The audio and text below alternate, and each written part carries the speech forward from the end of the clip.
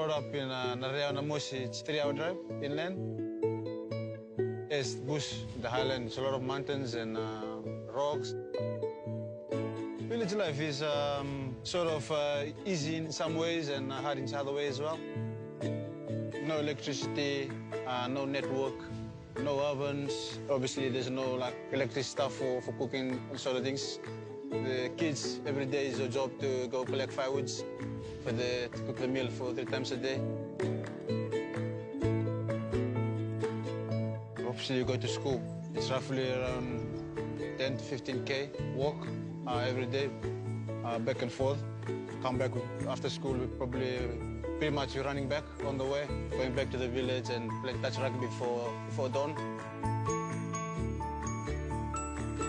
Where we play touch foot is not a good rugby field. It's kind of flat and other slope and up the hill a bit.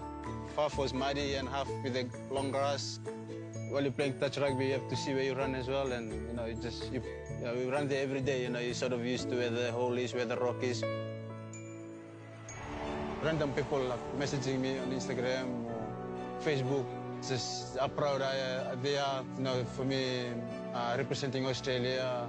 Because Fiji is a very small populated country. Someone from that small island represent another country. It's put the name of the country there. Plus, it's motivate some young Fijian want to make it big too in the world.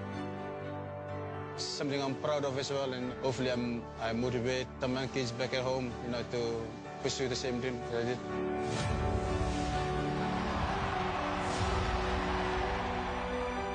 To represent Australia, it's an honor.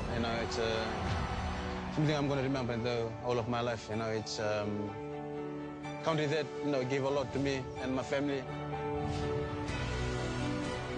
To pay back what this country have done to me, it's something that we're going to feel. Just want to make my teammates proud and make the country proud.